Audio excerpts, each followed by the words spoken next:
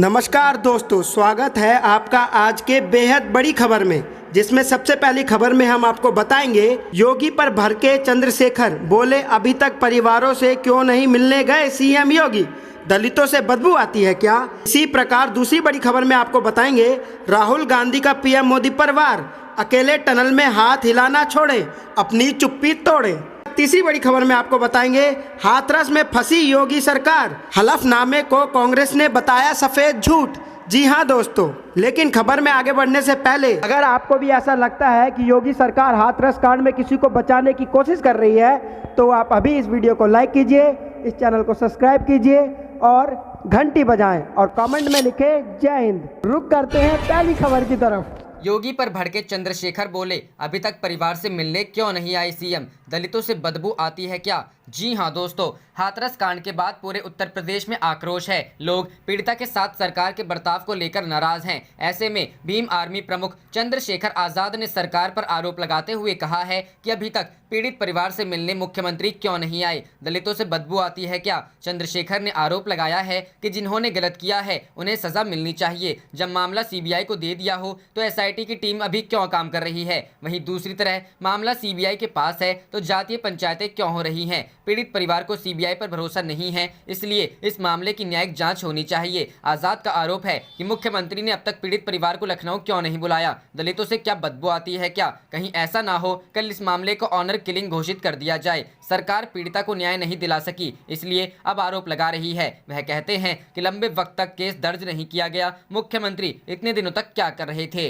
रुक करते हैं अगली खबर की तरफ। राहुल गांधी का पीएम मोदी पर वार, अकेले टनल में हाथ हिलाना छोड़ो, अपनी चुप्पी तोड़ो। जी हां दोस्तों, कांग्रेस नेता राहुल गांधी की ओर से प्रधानमंत्री नरेंद्र मोदी पर तीखा हमला करना लगातार जारी है। पंजाब में 3 दिन की किसान यात्रा करने के बाद राहुल गांधी अब हरियाणा में आ चुके हैं। इस बीच बुधवार सुबह उन्होंने ट्विटर के जरिए एक और बार हमला बोला। राहुल गांधी ने लिखा कि पीएम जी, अकेले टनल में हाथ हिलाना छोड़ो, अपनी चुप्पी तोड़ो, सवालों का सामना करो, देश आपसे बहुत कुछ पूछ रहा है। पीएम जी, अकेले टनल में हाथ हिलाना छोड़ो, अपनी चुप्पी तोड़ो, सवालों का सामना करो, देश आपसे बहुत कुछ पूछ रहा है। आपको बता दें कि राहुल गांधी ने 3 दिन पंजाब में ट्रैक्टर रैली निकाली, जिसके बाद वो मंगलवार को हरियाणा पहुंचे और यहां 2 दिन तक सभाएं करेंगे। इसके बाद दिल्ली में इस खेती बचाओ यात्रा का समापन होगा। कांग्रेस नेता ने मंगलवार को भी पटियाला में प्रेस कॉन्फ्रेंस करते हुए पीएम मोदी को निशाने पर लिया था। राहुल ने कहा था कि 3 कृषि कानूनों के जरिए किसानों को खत्म किया जा रहा है और बड़े उद्योगपतियों के लिए रास्ता बनाया जा रहा है। राहुल की ओर से आरोप लगाया गया कि खुद पीएम नरेंद्र मोदी को इन 3 कानूनों के बारे में नहीं पता है। कांग्रेस की ओर से कृषि कानून के मसले पर देश के अलग अलग हिस्सों में प्रदर्शन किया जा रहा है। कृषि कानूनों को वापस लेने की मांग की जा रही है। जल्द ही कांग्रेस पार्टी अपने शासित राज्यों की विधानसभाओं में केंद्र द्वारा लाए गए कानून के खिलाफ प्रस्ताव पारित कर सकती है। पंजाब में कैप्टन अमरिंदर सिंह ने इसके संकेत भी दिए हैं। रुख करते हैं अगली खबर की तरफ। हाथरस, योगी सरकार के हलफनामे को कांग्रेस ने बताया सफेद झूठ। जी हां दोस्तों, उत्तर प्रदेश के हाथरस मामले में योगी आदित्यनाथ सरकार के खिलाफ कांग्रेस पार्टी का हमला जारी है। इस बार कांग्रेस ने सुप्रीम कोर्ट में सरकार द्वारा दायर हलफनामे पर निशाना साधा है। मुख्य विपक्षी दल का कहना है कि सरकार पूरे मामले को घुमाने के बाद सच्चाई को छिपाने की कोशिश कर रही है। इसीलिए सरकार के हलफनामे में कहा गया है कि हाथरस मामले में बलात्कार नहीं हुआ था। साथ ही सरकार ने पीड़ित के अंतिम संस्कार के बारे में भी झूठ बोला कि पूरे संस्कार अंतिम संस्कार द्वारा किए गए थे। अखिल भारतीय महिला कांग्रेस की अध्यक्ष सुष्मिता देव, पार्टी प्रवक्ता सुप्रिया श्रीनेत और पूर्व सांसद रजनी पाटिल ने मंगलवार को प्रेस को संबोधित करते हुए कहा कि उत्तर प्रदेश सरकार का सुप्रीम कोर्ट में हलफनामा का उद्देश्य मामले को गुमराह करना है। इसका पहला उद्देश्य यह साबित करना है कि यह बलात्कार नहीं हुआ था। दूसरा यह है कि बेटी का दाह संस्कार पूरे रीति रिवाज के साथ होता है, जो सफेद झूठ है। उन्होंने कहा कि हम सभी ने टीवी पर देखा कि कैसे हाथरस की बेटी का गैर इरादतन तरीके से अंतिम संस्कार किया गया, जबकि यूपी सरकार कह रही है हमने पूरे संस्कार के साथ अंतिम संस्कार किया है। पूरे मामले में जनहित याचिका को लेकर कांग्रेस नेताओं ने भी सरकार को घेरा। उन्होंने कहा कि सुप्रीम कोर्ट में पीआईएल डालने का यह क्या रहस्य है और इसकी सुनवाई इलाहाबाद हाईकोर्ट में चल रही है। उन्होंने कहा कि कांग्रेस पार्टी लगातार कह रही है कि उत्तर प्रदेश ने हाथरस की बेटी के साथ अन्याय किया है। आज यह अन्याय उजागर हुआ है, तभी देश के लोग जंतर मंतर से लेकर यूपी तक कह रहे हैं कि सरकार ने अन्याय किया है। सुष्मिता देव ने लड़की के अंतिम बयान के लिए उत्तर प्रदेश सरकार और प्रशासन पर भी निशाना साधा। पुलिस ने कहा कि 22 तारीख को सामूहिक बलात्कार की धारा में मामला दर्ज किया गया था और यूपी सरकार अपने हलफनामे में कह रही है कि बलात्कार नहीं हुआ था। सरकार को समझना चाहिए कि उनके पापों का घड़ा अब भर चुका है। कांग्रेस नेताओं ने कहा कि कवर अप बंद करो। कांग्रेस पार्टी अपनी मांग पर अड़ी है कि सीएम आदित्यनाथ को बर्खास्त किया जाना चाहिए। इसके साथ ही परिवार पर दबाव बनाने वाले अधिकारियों और डीएम को भी बर्खास्त किया जाना चाहिए।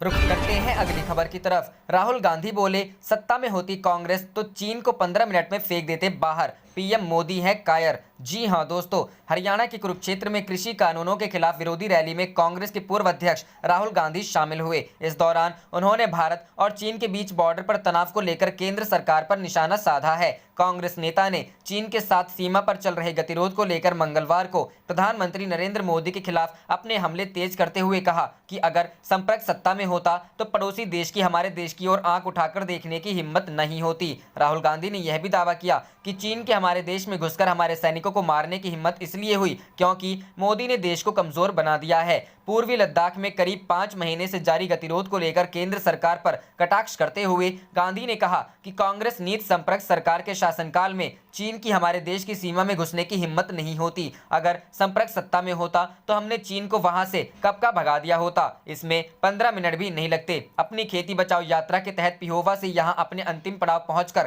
कांग्रेस के पूर्व अध्यक्ष ने जनसभा को संबोधित किया। उन्होंने कहा कि पिछले 6 साल में मोदी नीति सरकार की कोई भी नीति गरीबों, किसानों और मजदूरों के हित के लिए नहीं बनी है। अनाज मंडी में जनसभा में गांधी ने कहा, मोदी ने कहा कि चीन भारत की सीमा में नहीं घुसा है, फिर हमारे 20 जवान कैसे मारे गए, उन्हें किसने मारा। उन्होंने कहा पूरी दुनिया में एकमात्र देश है भारत जिसकी जमीन को हड़प लिया गया है और वह स्वयं को देशभक्त बुलाते हैं। प्रधानमंत्री स्वयं को देशभक्त कहते हैं और पूरा देश जानता है कि चीन की सेना हमारी सीमा के भीतर है, वह कैसे देशभक्त हैं। उन्होंने कहा कि केंद्र सरकार पूर्वी लद्दाख में चीन की सेना द्वारा भारतीय जमीन पर कब्जा किए जाने के कांग्रेस के दावों का पहले शरारतपूर्ण व्याख्या करार दे चुकी है। हमला जारी रखते हुए गांधी ने कहा, चीन 4 महीने पहले हमारी सीमा में घुसा, उन्हें बाहर फेंकने में कितना समय लगेगा। मुझे लगता है कि जब तक संपर्क सरकार नहीं बनेगी चीन हमारी धरती पर कब्जा किए रहेगा, लेकिन जिस दिन हमारी सरकार बनी हम उन्हें निकाल फेंकेंगे। गांधी ने कहा हमारी सेना, वायुसेना उन्हें 100 किलोमीटर पीछे धकेल सकती है। उन्होंने दावा किया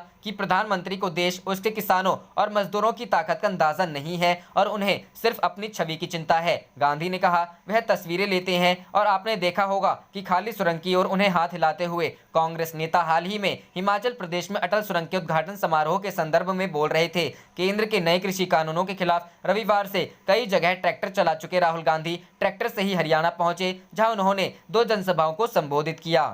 रुख करते हैं अगली खबर की तरफ। मोदी सरकार के नए श्रम कानूनों के खिलाफ आरएसएस से जुड़ा मजदूर संघ देश भर में करेगा आंदोलन। जी हां दोस्तों, कृषि बिल के बाद अब मोदी सरकार के लेबर रिफॉर्म एजेंडे को लेकर देश के कई हिस्सों में विरोध प्रदर्शन हो रहे हैं। इसे लेकर संघ परिवार में भी मतभेद उभर कर सामने आए हैं। राष्ट्रीय स्वयंसेवक संघ से जुड़े यूनियन भारतीय मजदूर संघ ने श्रम कानूनों के खिलाफ देशव्यापी विरोध प्रदर्शन का आह्वान किया है। इन 3 लेबर कोड बिलों के अंतर्गत 2 दर्जन से अधिक विभिन्न केंद्रीय श्रम कानून आते हैं और कई सामाजिक सुरक्षा उपायों, रोजगार की शर्तों आदि को पेश करते हैं। वैसे तो बीएमएस इन लेबर कोड बिलों का समर्थन कर रहा है, लेकिन वह इसके कुछ प्रावधानों के खिलाफ है और मानती है कि ये श्रमिक विरोधी है। हड़ताल के अधिकार को वापस लेने और नौकरी अनुबंधों में लचीलापन जैसे कुछ प्रावधानों के खिलाफ ट्रेड यूनियन विरोध प्रदर्शन कर रहे हैं। बीएमएस के महासचिव विनय कुमार सिन्हा ने कहा, बीएमएस के 19वें राष्ट्रीय सम्मेलन में वर्चुअली निर्णय लिया गया है कि नए श्रम कोड में श्रमिक विरोधी प्रावधानों के खिलाफ निरंतर अखिल भारतीय आंदोलन किया जाएगा।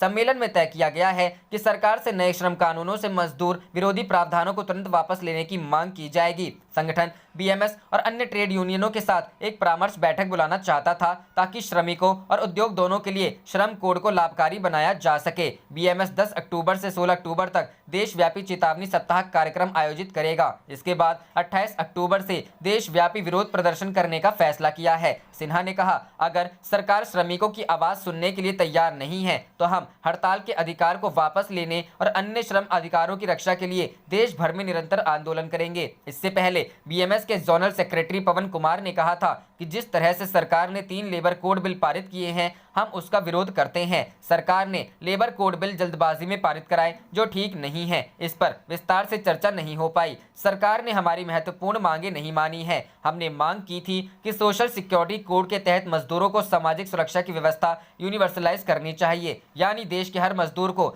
सामाजिक सुरक्षा व्यवस्था का फायदा मिलना चाहिए, लेकिन सरकार ने ऐसा नहीं किया। रुख करते हैं अगली खबर की तरफ।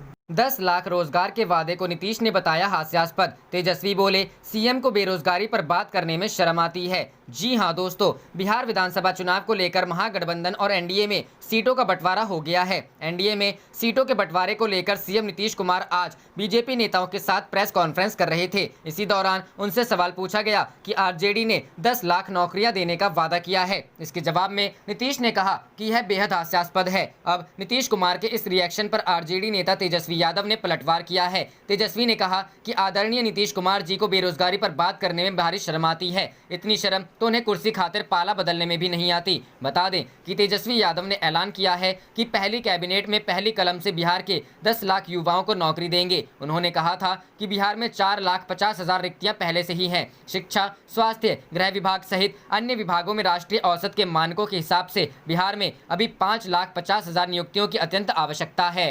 रुख करते हैं अगली खबर की तरफ। बीजेपी का मिजाज भाप चिराग पर हमलावर हुए मांझी, एलजेपी को केंद्रीय एनडीए से बाहर करने की मांग। जी हां दोस्तों, लोक जनशक्ति पार्टी को लेकर मुख्यमंत्री नीतीश कुमार की नाराजगी के बाद भारतीय जनता पार्टी ने आधिकारिक बयान जारी किया और अब बीजेपी का मिजाज भाग पर हिंदुस्तानी आवाम मोर्चा ने भी चिराग के खिलाफ मोर्चा खोल दिया है। पूर्व मुख्यमंत्री जीतन राम मांझी की पार्टी हिंदुस्तानी आवाम मोर्चा ने चिराग पासवान को केंद्रीय एनडीए से बाहर करने की मांग की है। हम प्रवक्ता दानिश रिजवान ने कहा है कि बीजेपी का रुख चिराग पासवान को लेकर बिल्कुल स्पष्ट है और अब केंद्रीय एनडीए से भी एलजेपी को बाहर किया जाना चाहिए। दानिश रिजवान ने कहा है कि बीजेपी प्रदेश अध्यक्ष डॉक्टर संजय जायसवाल की तरफ से दिया गया बयान स्वागत योग्य है। नीतीश कुमार के काम पर सवाल उठाने वालों को केंद्रीय एनडीए में भी जगह नहीं मिलनी चाहिए और उन्होंने मांग रखी कि ऐसे लोगों को एनडीए से बाहर किया जाए। हम प्रवक्ता ने कहा है कि जो लोग मोदी और नीतीश की कृपा से सांसद बने वही उनका विरोध कर रहे हैं। ऐसे लोगों पर एनडीए नेतृत्व को तुरंत एक्शन लेना चाहिए। रुख करते हैं अगली खबर की तरफ। गुप्तेश्वर पांडे के खिलाफ उम्मीदवार उतारेगी शिवसेना, चाहे वह किसी भी सीट से लड़े चुनाव। जी हां दोस्तों, शिवसेना गुप्तेश्वर पांडे का पीछा छोड़ने वाली नहीं है। शिवसेना ने ऐलान कर दिया है कि बिहार के डीजीपी पद से वीआरएस देकर चुनाव मैदान में उतरे गुप्तेश्वर पांडे के खिलाफ अपना उम्मीदवार उतारेगी, चाहे वह कोई भी विधानसभा से चुनाव लड़े। बिहार में चुनाव लड़ने को लेकर बिहार के शिवसेना प्रभारी संजय राउत से मुलाकात कर चुके हैं। संजय राउत ने भी इसको लेकर तैयार है। बताया जा रहा है कि 40 से 45 सीटों पर शिवसेना बिहार में अपना उम्मीदवार उतारेगी। शिवसेना के कई सीनियर नेता वर्चुअल रैली को संबोधित भी करेंगे। पिछले विधानसभा चुनाव में भी शिवसेना ने बिहार में 80 सीटों पर चुनाव लड़ा था। जेडीयू में शामिल हुए गुप्तेश्वर पांडे के चुनाव लड़ने पर संकट मंडरा रहा है। वह बक्सर सीट से चुनाव लड़ना चाहते हैं, लेकिन किसी भी कीमत पर बीजेपी यह सीट छोड़ने के लिए राजी नहीं है। दूसरी सीट ब्रह्मपुर बताया जा रहा है, लेकिन यहाँ भी संभावना कम है। ऐसे में गुप्तेश्वर पांडे के टिकट को लेकर संशय बरकरार है। बीजेपी जेडीयू के उम्मीदवारों के ऐलान के बाद ही यह संशय साफ हो पाएगा। बता दें कि गुप्तेश्वर पांडे पहले ही कह चुके हैं कि उनको 14 जगहों से टिकट का ऑफर है और वह बिहार के कहीं से भी निर्दलीय चुनाव जीत सकते हैं। अब देखना है कि उनके दावे में कितना दम है।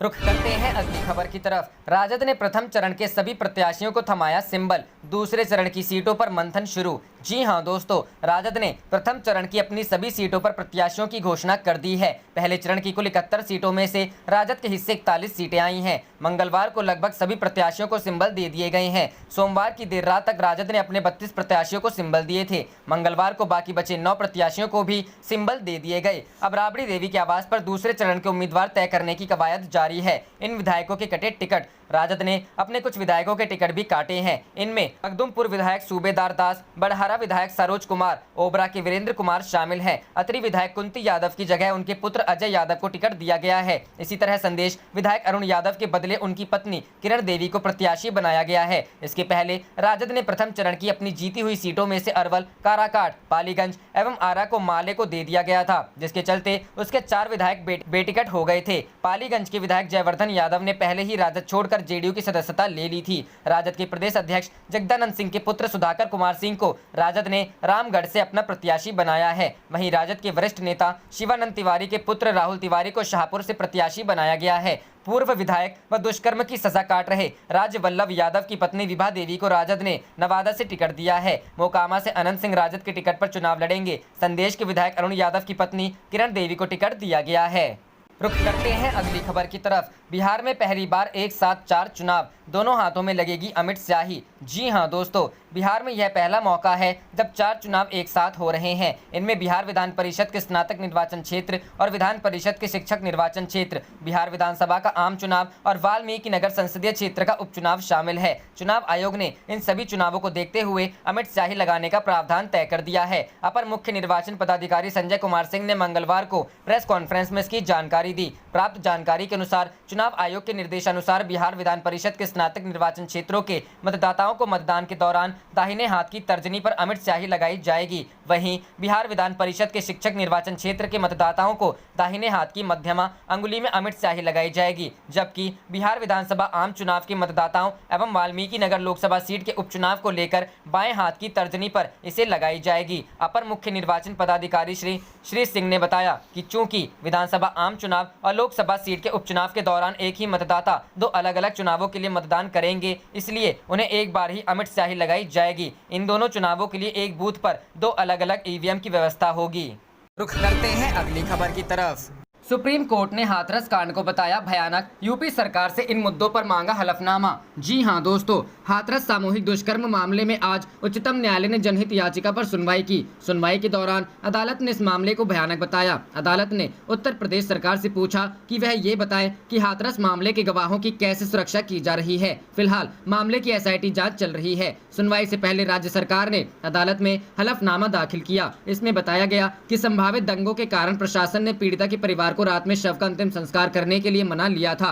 खुफिया इनपुट से जानकारी मिली थी कि इस मामले को जाति सांप्रदायिक रंग दिया जा सकता है। इसके अलावा सरकार ने दावा किया कि हाथरस मामले के बहाने राज्य में दंगा कराने की साजिश रची गई थी। सुनवाई के दौरान शीर्ष अदालत ने यूपी सरकार से गवाहों और परिवारों की सुरक्षा, पीड़ित परिवार के पास वकील है या नहीं और इलाहाबाद हाई कोर्ट का स्टेटस क्या है, इन मुद्दों पर हलफनामा दाखिल करने को कहा। उच्चतम न्यायालय के मुख्य न्यायाधीश SA बोबड़े ने कहा कि हम पीड़ित पक्ष और गवाहों की सुरक्षा के यूपी सरकार के बयान को दर्ज कर रहे हैं। आप हलफनामा दाखिल करें। इस पर सरकार की तरफ से पेश हुए सॉलिसिटर जनरल तुषार मेहता ने कहा कि हम कल तक हलफनामा दाखिल कर देंगे। CJI ने कहा कि ठीक है, आप गवाहों की सुरक्षा को लेकर किए गए इंतजामों पर और पीड़ितों की सुरक्षा के बारे में हलफनामे में पूरी जानकारी दें। शीर्ष अदालत ने उत्तर प्रदेश सरकार की ओर से पेश हुए सॉलिसिटर जनरल तुषार मेहता से यह पूछा कि वह यह बताएं कि हाथरस मामले के गवाहों की सुरक्षा कैसे की जा रही है। वहीं अदालत ने मामले को अगले हफ्ते के लिए स्थगित कर दिया है। सुप्रीम कोर्ट ने हाथरस मामले पर सुनवाई के दौरान कहा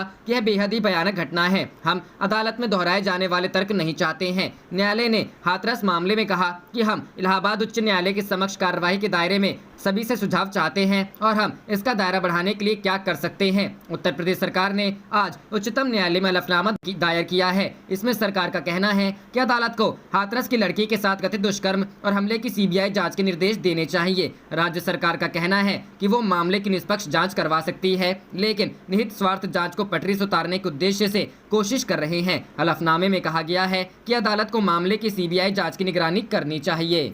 रुख करते हैं अगली खबर की तरफ। कांग्रेस ने सुप्रीम कोर्ट में यूपी सरकार के हलफनामा को बताया सफेद झूठ। जी हां दोस्तों, कांग्रेस ने उच्चतम न्यायालय में हाथरस की घटना को लेकर उत्तर प्रदेश सरकार की ओर से दायर हलफनामे को सफेद झूठ करार देते हुए मंगलवार को दावा किया कि उत्तर प्रदेश सरकार न्यायालय की निगरानी वाली जांच से बचने और मामले को ढकने का प्रयास कर रही है। कांग्रेस पार्टी प्रवक्ता सुष्मिता देव ने यह मांग दोहराई कि उत्तर प्रदेश के मुख्यमंत्री योगी आदित्यनाथ को उनके पद से बर्खास्त किया जाना चाहिए और प्रधानमंत्री नरेंद्र मोदी को यह सुनिश्चित करना चाहिए। उन्होंने संवाददाताओं से कहा कि कांग्रेस पार्टी आरंभ से कह रही है कि हाथरस की बेटी के साथ जो हुआ उसके बाद उत्तर प्रदेश सरकार ने न्याय नहीं बल्कि बार बार अन्याय किया है। उसने हर कदम मामले को दबाने के लिए उठाया। उच्चतम न्यायालय में दाखिल राज्य सरकार के हलफनामे से यह बात साफ हो गई। अखिल भारतीय महिला कांग्रेस के अध्यक्ष सुष्मिता ने कहा कि इस हलफनामे में उत्तर प्रदेश सरकार ने जो बातें की हैं वो सफेद झूठ है। इस हलफनामे का उद्देश्य CBI जांच को उच्चतम न्यायालय की निगरानी में आने से रोकना है। उन्होंने कहा कि सरकार ने कहा कि बच्ची का अंतिम